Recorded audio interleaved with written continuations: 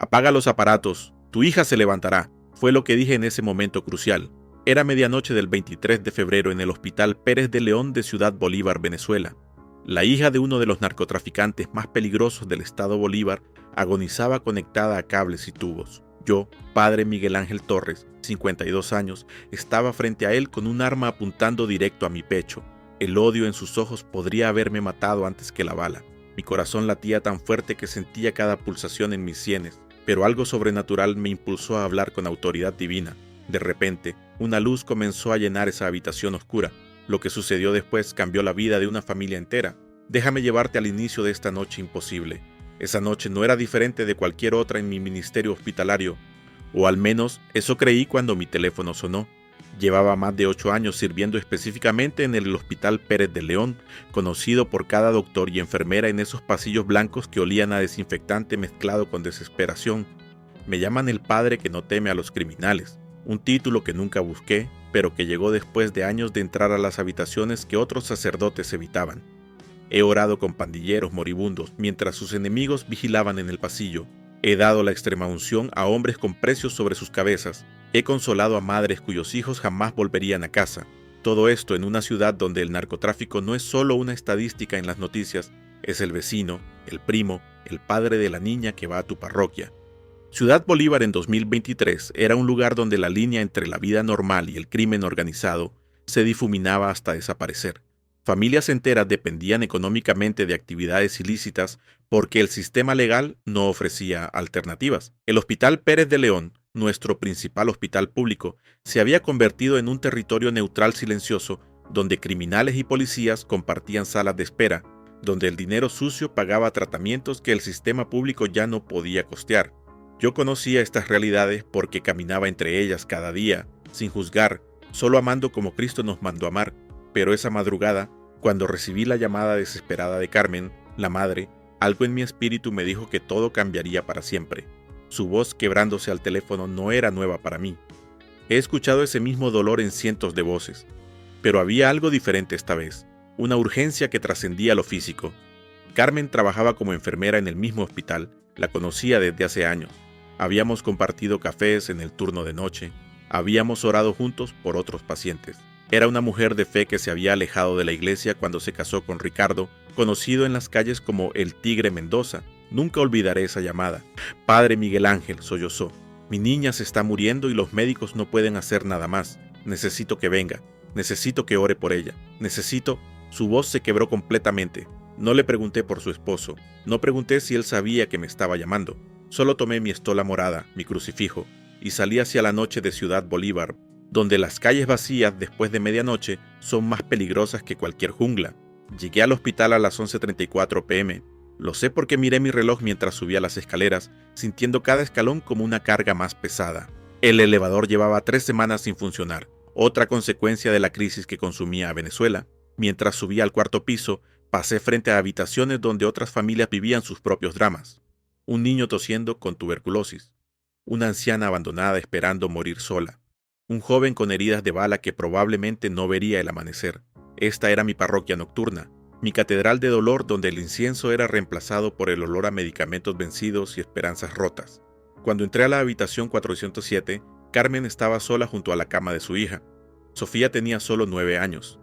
Su carita, normalmente llena de vida según las fotos que Carmen me había mostrado antes, ahora era una máscara pálida conectada a tubos que bombeaban oxígeno, monitores que pitaban débilmente, sueros que goteaban como lágrimas de plástico. La infección cerebral que los médicos habían diagnosticado 3 días antes había progresado con una velocidad que desafiaba todos los protocolos médicos. Carmen me contó entre sollozos que habían gastado más de $50,000 en especialistas privados, dinero que Ricardo había conseguido de formas que ella prefería no conocer, pero ningún dinero en el mundo podía comprar lo que Sofía necesitaba ahora. Me arrodillé junto a la cama y tomé la pequeña mano de Sofía. Estaba fría, demasiado fría. Comencé a orar, no las oraciones formales del ritual, sino las palabras que salían directamente de mi corazón quebrantado. Padre Celestial, mira a esta niña inocente, ella no merece esto. Su madre está destrozada. Tu amor es más grande que cualquier enfermedad. Las palabras fluían mientras Carmen lloraba silenciosamente a mi lado. Su uniforme de enfermera arrugado después de 3 días sin dormir sus manos temblando mientras sostenía un rosario tan gastado que las cuentas brillaban por el uso constante. Fue entonces cuando escuché las voces en el pasillo, voces masculinas, autoritarias, el tipo de voces que uno aprende a reconocer en Ciudad Bolívar, las voces de hombres acostumbrados a que otros obedezcan sin cuestionar. Carmen se puso pálida, más pálida de lo que ya estaba. «Padre», susurró con terror genuino en sus ojos, «Ricardo está aquí. Él no sabe que lo llamé. Él dio órdenes específicas de que ningún sacerdote se acercara a nuestra familia. Él culpa a la iglesia por muchas cosas». Pero antes de que pudiera responder, la puerta se abrió con violencia. Lo que no sabía Carmen era que Ricardo había dado órdenes específicas. Ningún sacerdote se acercaría jamás a su familia. Ricardo, el Tigre Mendoza, entró como un vendaval de furia contenida, alto, corpulento, con tatuajes que subían por su cuello, contando historias de violencia que yo no quería conocer. Detrás de él venían dos de sus hombres, igual de intimidantes, igual de listos para actuar ante cualquier orden de su jefe. Sus ojos se clavaron en mí inmediatamente, y el odio que vi allí era casi tangible. Era el odio de un hombre que había culpado a Dios por cada dolor en su vida. Un hombre que había construido su imperio sobre la premisa de que solo la fuerza importaba en este mundo. «¿Qué hace este cura aquí?», rugió, dirigiéndose a Carmen pero sin apartar sus ojos de mí. Su mano se movió hacia su cintura, donde supe sin mirar que llevaba un arma. Todo mi entrenamiento, toda mi experiencia ministerial, todo me decía que debía calmar la situación, hablar suavemente, retroceder, pero algo diferente estaba sucediendo dentro de mí. Sentí una presencia, una autoridad que no era mía, llenando mi pecho como fuego líquido. Era como si otra voz más poderosa que la mía estuviera preparándose para hablar. Carmen intentó explicar, sus palabras tropezando entre sollozos. «Ricardo, por favor, ella se está muriendo, yo solo quería...» Pero él la cortó con un gesto violento de su mano. «Te dije que nunca. Estos religiosos son mentirosos, prometen milagros y solo traen más dolor». Sacó su arma, una pistola negra que brilló bajo las luces fluorescentes del hospital, y la apuntó directamente a mi pecho. Escuché a Carmen gritar. Escuché a las enfermeras en el pasillo correr para buscar ayuda.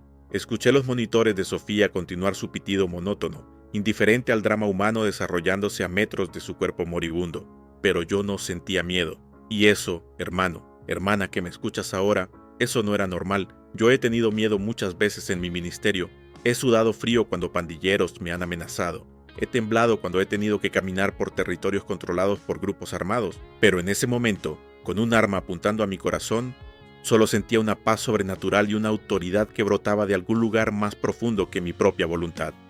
Las palabras salieron de mi boca con una firmeza que no reconocí como mía. «Ricardo, Dios me envió aquí esta noche. No por casualidad, no porque tu esposa me llamó, sino porque Él tiene un propósito para tu hija, para tu familia, para tu vida». Ricardo se burló, un sonido áspero y cruel. «¿Propósito? ¿Tu Dios tiene propósito para mí? Después de todo lo que he hecho, después de toda la sangre en mis manos». Su dedo se movió hacia el gatillo. «Padre, vas a morir por tu estupidez». Fue entonces cuando sucedió. Las palabras que salieron de mi boca no las había planeado, no las había pensado. Simplemente brotaron con una autoridad que hasta hoy me hace temblar cuando lo recuerdo. «Apaga los aparatos. Tu hija se levantará». El silencio que siguió fue absoluto. Incluso los monitores parecieron dejar de sonar por un segundo. Ricardo me miró como si yo hubiera perdido la razón completamente. Sus hombres intercambiaron miradas confusas. Carmen me miraba con los ojos desorbitados, dividida entre la esperanza desesperada y el terror de lo que acababa de oír. «¿Estás loco?» Ricardo bajó un poco el arma, más por shock que por convicción. «¿Me estás diciendo que desconecte las máquinas que mantienen viva a mi hija? ¿Quieres que la mate para probar el poder de tu Dios imaginario?» Se rió, pero era una risa quebrada, la risa de un hombre al borde del abismo emocional.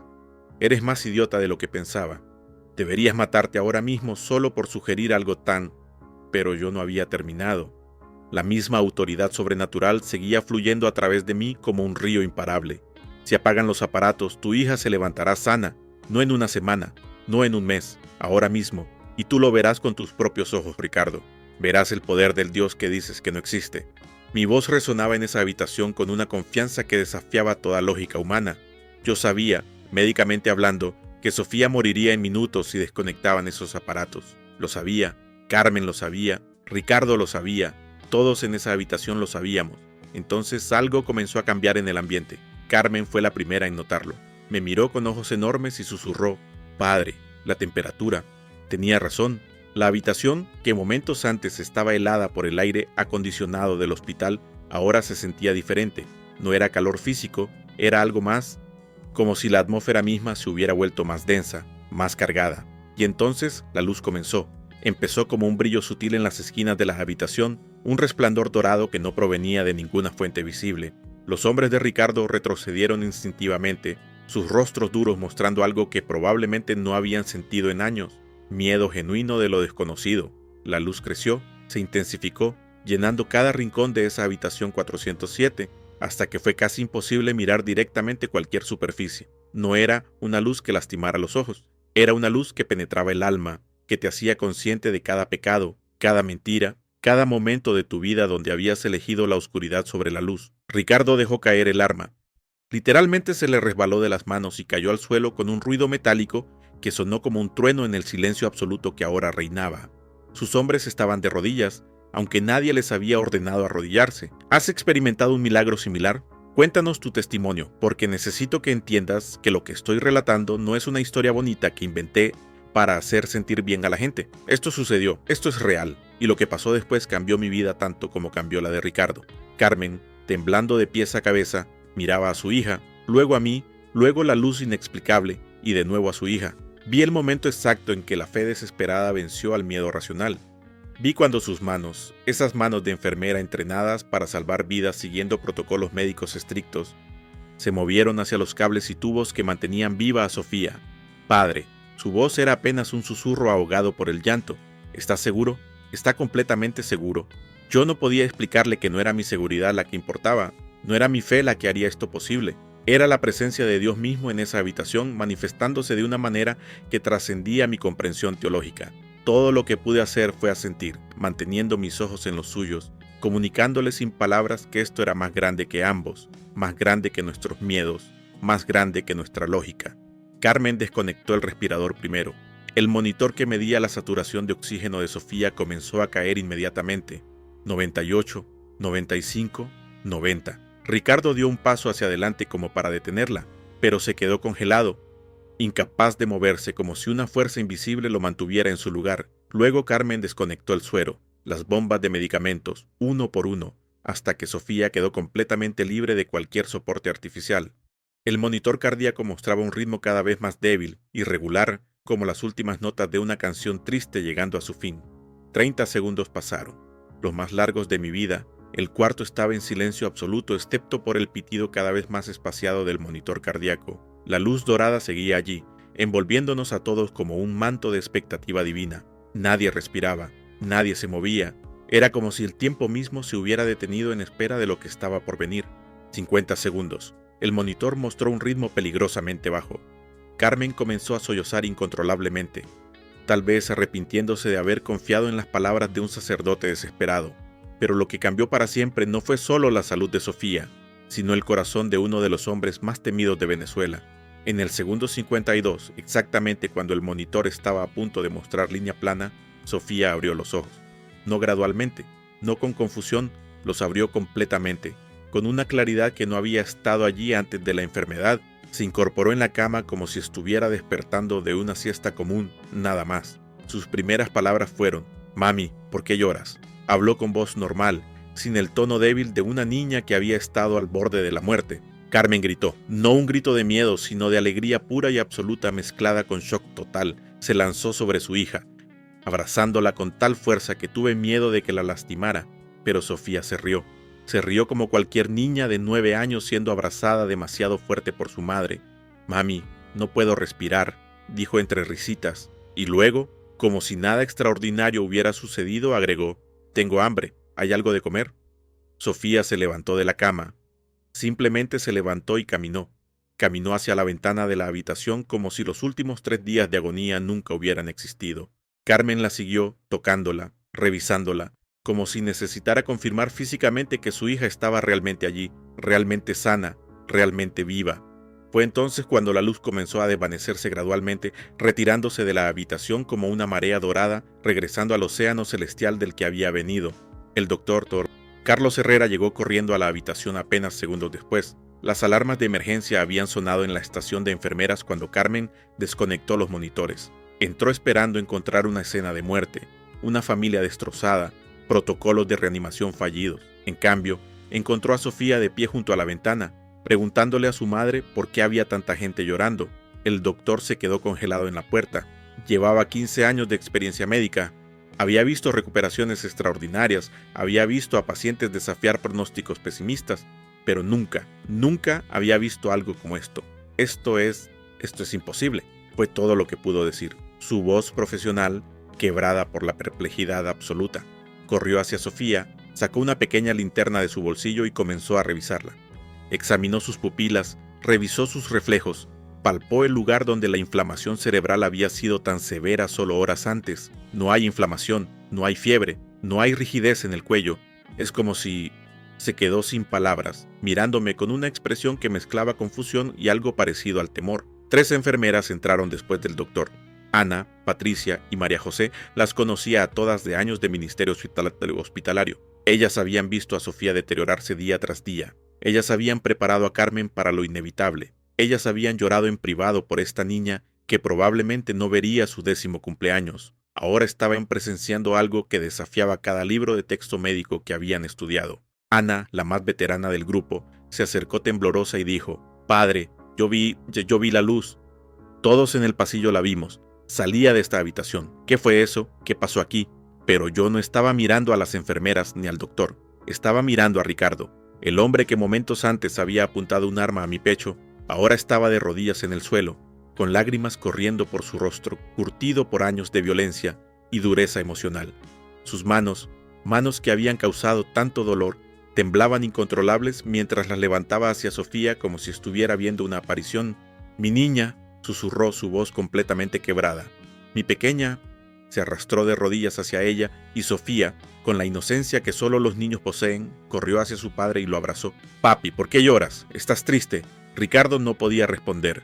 Solo la abrazaba mientras sollozaba de una manera que sus hombres probablemente nunca habían visto.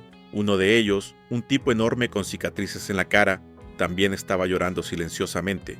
El otro había caído de rodillas cuando la luz apareció y seguía allí, congelado en reverencia o terror, tal vez ambas cosas. La habitación se había transformado de un lugar de muerte inminente a un espacio sagrado donde lo imposible acababa de suceder ante múltiples testigos.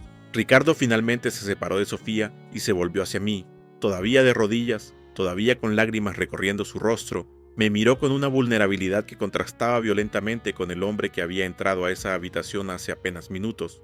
«Padre», su voz era apenas audible, rota por el llanto. «No entiendo lo que pasó, pero quiero lo que usted tiene. Quiero...». Se detuvo luchando con palabras que probablemente nunca había pronunciado antes. «Quiero a ese Dios que hizo esto. Quiero cambiar. Quiero...». No lo dejé terminar. Me arrodillé junto a él poniendo mis manos sobre sus hombros que temblaban con sollozos profundos. «Ricardo, ese Dios que quieres, Él te ha estado esperando toda tu vida, cada mala decisión, cada acto de violencia, cada momento donde creías que estabas demasiado lejos para regresar. Él estaba ahí, esperando este momento, esperando que vieras que su amor es más poderoso que cualquier cosa que hayas hecho o dejado de hacer». Carmen se unió a nosotros, arrodillándose al otro lado de su esposo. Sofía, con esa intuición que los niños tienen para los momentos sagrados, puso sus pequeñas manos sobre la cabeza de su padre. Los 2 hombres de Ricardo también se acercaron, primero dubitativos, luego con pasos más firmes. Se arrodillaron formando un círculo. El doctor Herrera y las enfermeras observaban desde una distancia respetuosa, algunos con las manos juntas en oración, todos conscientes de que estaban presenciando algo que recordarían por el resto de sus vidas. «Padre Celestial», comencé a orar, mi voz todavía cargada con los ecos de la autoridad sobrenatural que había fluido a través de mí. «Aquí traigo ante ti a Ricardo, a su familia, a estos hombres que han vivido en oscuridad pero ahora buscan tu luz». La oración duró varios minutos. Ricardo repetía después de mí las palabras de entrega, su voz entrecortada pero sincera. «Jesús, reconozco que he pecado, que he lastimado a otros, que he vivido lejos de ti, pero hoy me entrego». Cuando terminó, cuando dijo amén, con una convicción que hacía eco en toda la habitación, algo visible cambió en su rostro. La dureza, la amargura, la rabia que había definido sus rasgos por años se suavizaron. No desaparecieron completamente, eso vendría con tiempo, pero algo fundamental se había transformado en lo más profundo de su ser. Carmen lo abrazó llorando de una alegría que era diferente incluso a la alegría de ver a su hija sana. Era la alegría de ver a su familia completa, no solo físicamente, sino espiritualmente. Gracias, Jesús, repetía una y otra vez. Gracias, gracias, gracias. Sofía, de pie en medio de todos nosotros, sonreía con esa paz que solo los niños y los santos verdaderos poseen. Miró hacia el techo de la habitación y dijo algo que nos dejó a todos helados. El Señor de Luz dice que esto apenas comienza. Dice que muchos más vendrán. Eran las 12:23 a.m. del 24 de febrero cuando terminó la oración de entrega. Ricardo se levantó un hombre diferente.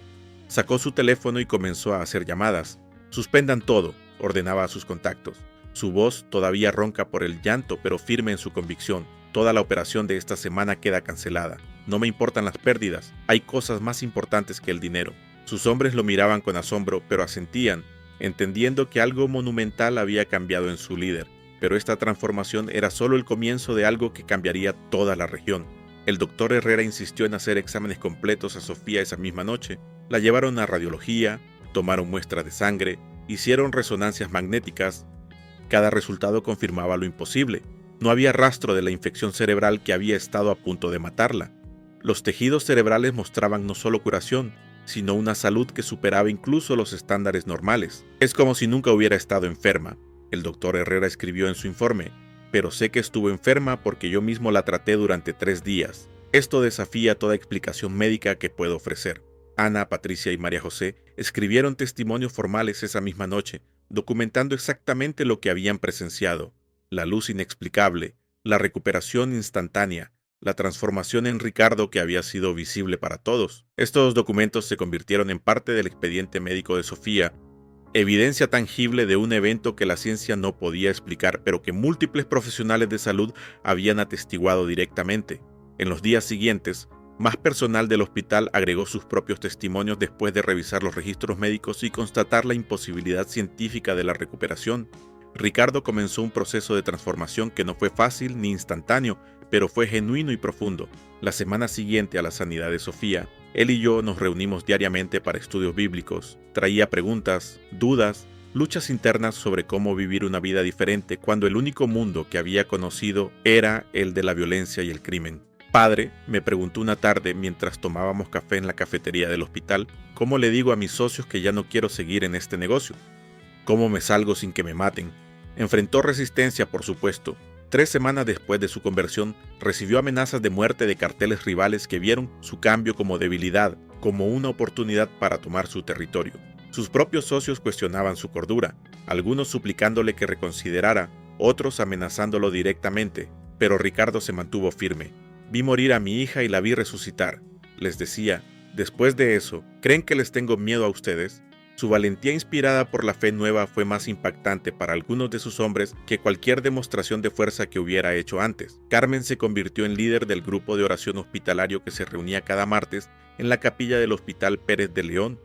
Las mismas enfermeras que habían atestiguado el milagro de Sofía se unieron, trayendo a otros compañeros de trabajo, pacientes, familiares. El grupo creció de 5 personas iniciales a más de 40 en solo 2 meses. Carmen compartía su testimonio cada semana, y cada semana alguien nuevo entregaba su vida a Cristo, después de escuchar cómo Dios había intervenido en su familia de la manera más extraordinaria posible. Sofía comenzó a orar por otros niños enfermos en el hospital.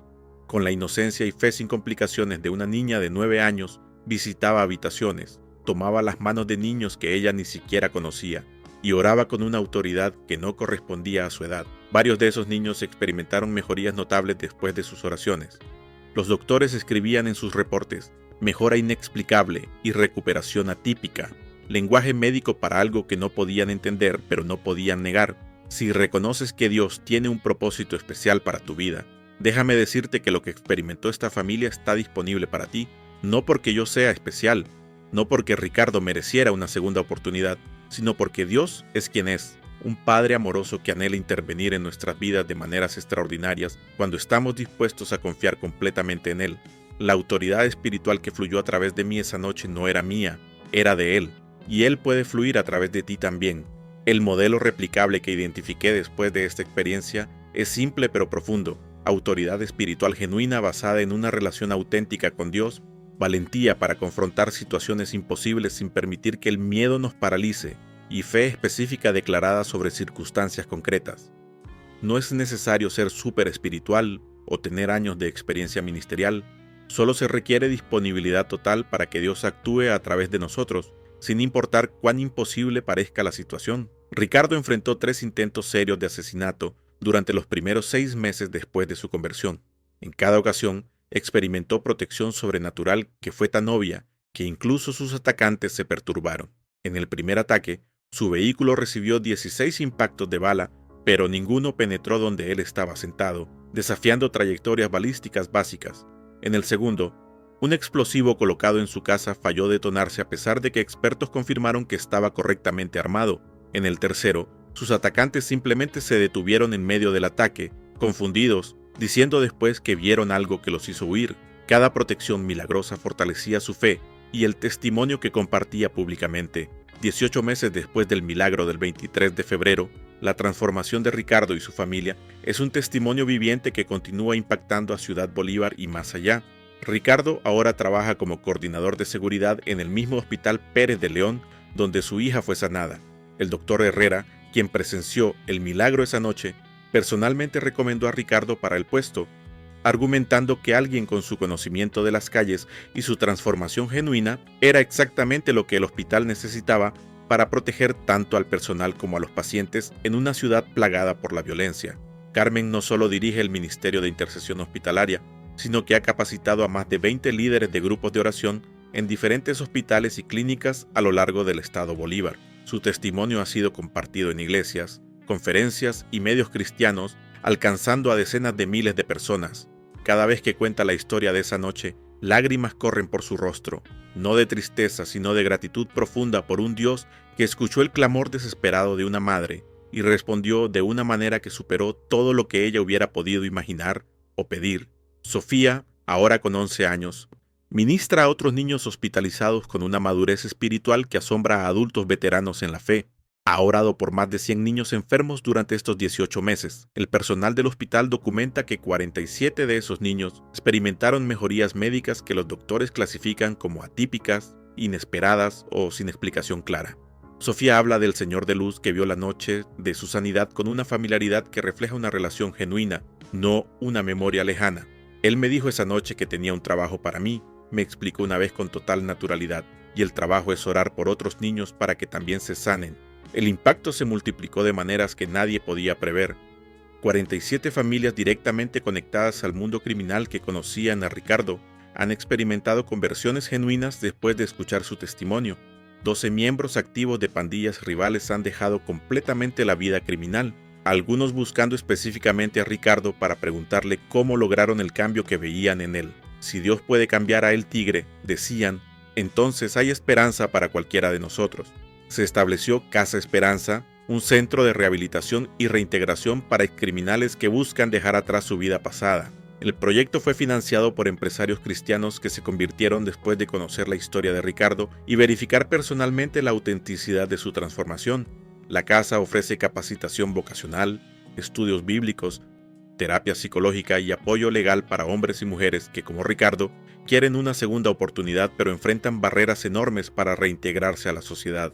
En sus primeros 12 meses, Casa Esperanza ha atendido a 83 personas, con un índice de éxito del 62%, cifras extraordinarias en un contexto donde la reincidencia criminal típicamente supera el 80%. El doctor Carlos Herrera experimentó su propia transformación espiritual. Él, que durante años había operado bajo un paradigma puramente materialista, donde solo lo medible y observable era real, ahora integra la oración en su práctica médica.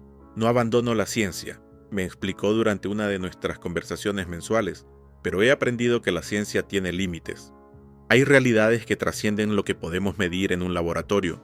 Esa noche en la habitación 407 destruyó mi ateísmo cómodo y me obligó a confrontar la existencia de algo, de alguien, infinitamente más grande que yo. Ahora lidera un grupo de profesionales de salud cristianos que se reúnen semanalmente para orar por sus pacientes y discutir cómo integrar fe y medicina de manera ética y efectiva. Ana, Patricia y María José, las enfermeras que presenciaron el milagro, se convirtieron en defensoras vocales de la realidad de lo sobrenatural en contextos médicos. Enfrentan escepticismo de colegas, por supuesto, pero mantienen firmemente su testimonio. Yo sé lo que vi, Ana me dijo hace poco, y no me importa si otros piensan que estoy loca. Vi una luz que no venía de ninguna fuente física. Vi a una niña moribunda levantarse completamente sana. Vi a un criminal endurecido quebrarse y llorar como un bebé. Vi transformación real, y nada de lo que alguien diga puede quitarme esa experiencia. Pero más allá de las conversiones individuales, más allá de las sanidades documentadas, más allá de las vidas transformadas que podemos contar y medir, hay algo más profundo que sucedió esa noche del 23 de febrero. Hubo un rompimiento espiritual sobre Ciudad Bolívar, una apertura del cielo que permanece hasta hoy. Las iglesias de la ciudad reportan un aumento del 35% en asistencia durante estos 18 meses. Los pastores hablan de un nuevo hambre espiritual, especialmente entre los jóvenes que antes veían el crimen como su única opción de futuro, pero ahora buscan alternativas basadas en el testimonio de Ricardo y otros como él. La historia se extendió más allá de Venezuela. Medios cristianos de toda Latinoamérica han cubierto el testimonio. He recibido invitaciones para compartir lo que sucedió en conferencias en Colombia, Ecuador, Perú, México. Cada vez que cuento la historia, veo el mismo patrón: personas quebradas por el relato, fe despertada en corazones escépticos, decisiones tomadas para confiar en Dios de maneras nuevas y radicales. El testimonio de una niña sanada milagrosamente se ha convertido en semilla de avivamiento en lugares donde nunca imaginé que llegaría. No olvides suscribirte y compartir este testimonio con quien lo necesite, porque este mensaje no es solo para ti. Alguien en tu vida necesita escuchar que Dios todavía hace milagros, que ninguna situación está demasiado perdida, que ninguna persona está demasiado lejos para ser alcanzada por su amor transformador. Tal vez es un familiar enfermo que necesita esperanza. Tal vez es un amigo involucrado en actividades peligrosas que necesita ver que hay un camino diferente. Tal vez es alguien que ha perdido su fe y necesita un recordatorio de que Dios es real y activo hoy, no solo en historias antiguas de la Biblia. Hermano, hermana, si en este momento estás enfrentando una crisis familiar, si tienes un ser querido que parece estar al borde de la muerte, quiero que sepas que no estás solo en esta lucha. El mismo Dios que entró a la habitación 407 del Hospital Pérez de León esa madrugada del 23 de febrero puede entrar a tu situación hoy. La distancia no es obstáculo para Él. La gravedad de tu crisis no lo intimida. La complejidad de tu problema no lo confunde. Él es Dios, y su poder no ha disminuido un ápice desde el día en que Sofía se levantó de esa cama. Tal vez estás escuchando este testimonio porque alguien te lo compartió en un momento de desesperación. Tal vez llegó a ti a través de redes sociales cuando más lo necesitabas. Tal vez lo encontraste por casualidad, aunque yo no creo en casualidades sino en citas divinas. Dios tiene un propósito específico al permitir que escuches este testimonio hoy. Él quiere mostrarte que su poder no ha disminuido, que sigue siendo el mismo Dios que resucita muertos y transforma corazones de piedra en corazones de carne palpitante con amor y fe renovados. El mismo poder sobrenatural que llenó esa habitación del Hospital Pérez de León está disponible para tu situación hoy. No importa si tu crisis es médica, financiera, relacional, emocional o espiritual. No hay crisis demasiado grande para nuestro Dios. No hay corazón demasiado endurecido que su amor no pueda ablandar. No hay enfermedad demasiado avanzada para su toque sanador. No hay adicción demasiado arraigada que su poder libertador no pueda romper. No hay relación demasiado rota que su gracia restauradora no pueda recomponer. Ricardo era un narcotraficante que había derramado sangre, que había destruido familias con las drogas que distribuía, que había construido su imperio sobre el sufrimiento de otros. Si Dios pudo transformarlo a él, puede transformar a cualquiera. Si Dios pudo sanar a Sofía cuando cada indicador médico decía que moriría, puede sanar a tu ser querido hoy. Si Dios pudo entrar a una habitación de hospital en una ciudad violenta de Venezuela y manifestar su gloria de manera tan tangible que hasta los escépticos tuvieron que reconocer lo sobrenatural, puede manifestarse en tu hogar, en tu ciudad, en tu vida ahora mismo. Padre Celestial, por cada persona que está escuchando este testimonio con dolores en su corazón, declaro tu autoridad sobre toda enfermedad, sobre toda desesperanza, sobre toda situación imposible. Declaro que el mismo poder que resucitó a Cristo de entre los muertos habita en cada creyente por medio del Espíritu Santo. Declaro sanidad donde hay enfermedad. Declaro restauración donde hay ruptura. Declaro liberación donde hay atadura. Declaro esperanza donde hay desesperación. Declaro vida donde la muerte amenaza. Y lo declaro no en mi autoridad, sino en la autoridad del nombre que es sobre todo nombre, el nombre de Jesús. Que cada persona escuchando experimente un toque sobrenatural en sus vidas, en sus familias, en sus circunstancias, en el nombre poderoso de Jesús. Amén. Ahora mismo, donde estés, sea que estés en tu casa, en tu trabajo, caminando por la calle, manejando tu vehículo, donde sea que este mensaje te haya encontrado, quiero que hagas algo. Quiero que ores con fe específica por tu situación, no una oración genérica y vaga, una oración específica como la que salió de mi boca esa noche. Apaga los aparatos, tu hija se levantará.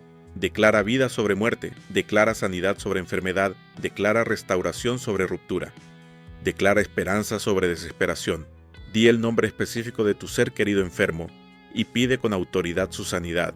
Nombra la situación específica que te tiene quebrado y pide la intervención específica de Dios. No estoy prometiéndote que experimentarás exactamente el mismo tipo de milagro que experimentó la familia de Ricardo. Los milagros de Dios son tan diversos como sus propósitos, pero sí te estoy prometiendo que Él escucha, que Él ve, que Él se preocupa por ti de manera profundamente personal.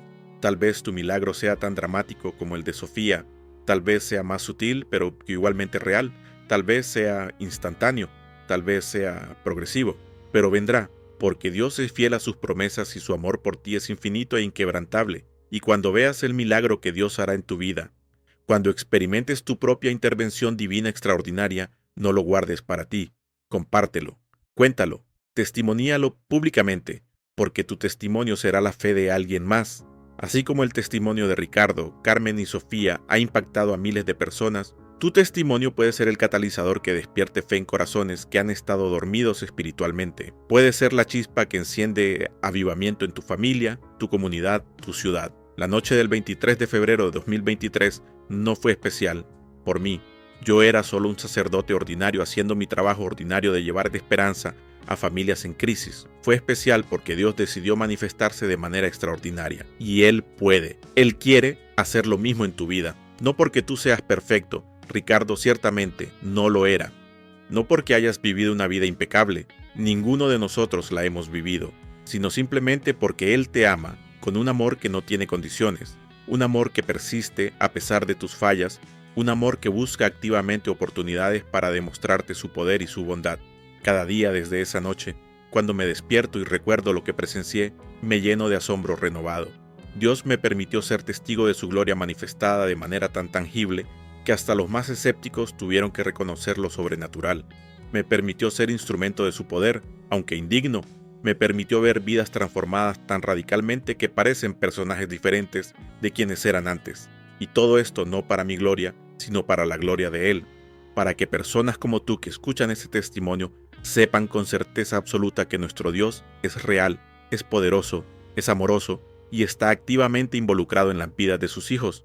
Que este testimonio encienda en tu corazón una fe audaz que no teme declarar lo imposible, que destruya las cadenas del escepticismo que te han mantenido atado a una vida de mediocridad espiritual, que te inspire a buscar tu propia experiencia personal con el Dios viviente, no contentándote con historias ajenas, sino persiguiendo tu propio encuentro transformador con su presencia, que te dé valentía para enfrentar las situaciones imposibles de tu vida con la misma autoridad espiritual que fluye cuando confiamos completamente en Él, y que nunca, nunca olvides que el mismo Dios que sanó a Sofía te ama a ti con el mismo amor infinito. El mismo Dios que transformó a Ricardo puede transformarte a ti o a tus seres queridos. El mismo Dios que manifestó su gloria en una habitación de hospital en Ciudad Bolívar, Venezuela, puede manifestar su gloria en tu situación ahora mismo. No hay límites para lo que Él puede hacer cuando encontramos corazones dispuestos a confiar completamente en su poder y su amor. Amén.